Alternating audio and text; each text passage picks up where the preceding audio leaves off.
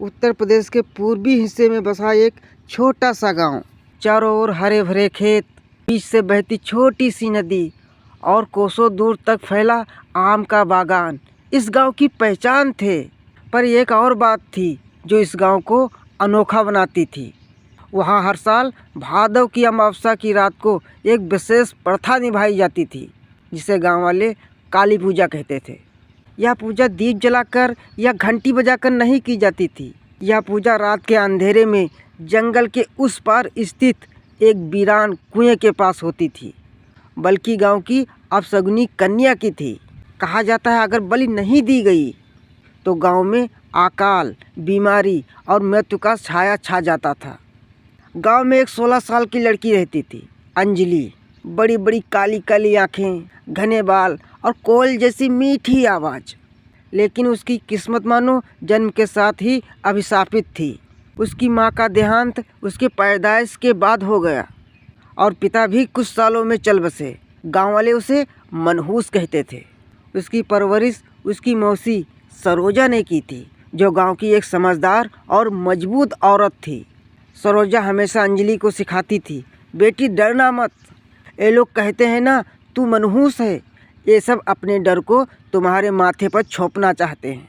तू उजाले की बेटी है और ये लोग अंधेरे से प्रेम करते हैं। अंजलि पढ़ने लिखने में बहुत तेज थी। जब जब शहर से कोई एनजीओ आता, अंजलि सबसे आगे होती।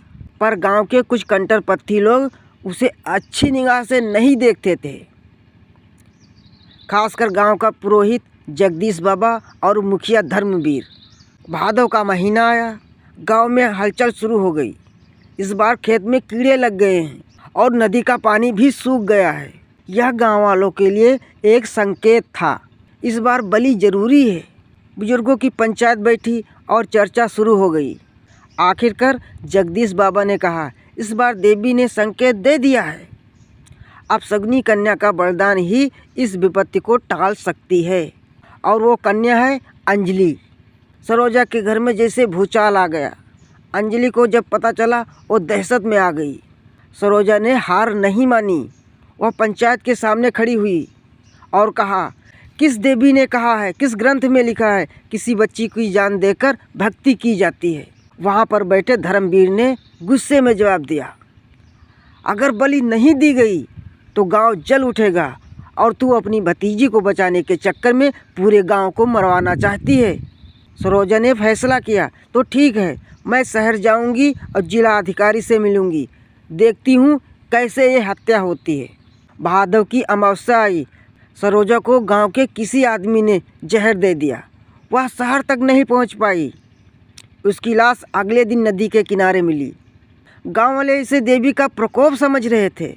अंजलि अकेली थी। अंजलि को घर से खींचकर जंगल की तरफ ले जाया गया। उसे एक सफ़ेद साड़ी में लपेटा गया। आँखों पर पट्टी बांधी गई, हाथ पैर भी बांध दिए गए। और कुएं के पास एक बेदी सजी थी। चारों ओर मसाले और आग जल रही थी और जगदीश बाबा मंत्र पढ़ रहे थे, हे काली, इस मनहूस कन्या का बलिदान स्वीकार करो, गांव को विपत्ति से मुक्त करो। अंजलि चिल्ला रही थी, गिड़गिड़ा रही थी। उसकी आवाज़ ढोल और नगाड़ों और मंत्रों से दबा दी गई। जैसे ही जगदीश बाबा ने छुरी उठाई, तभी जंगल में तेज जीपों की आवाज़ आई। जंगल में लाल बत्तियों की रोशनी फैल रही थी। पुलिस की टीम जंगल में घुस चुकी थी।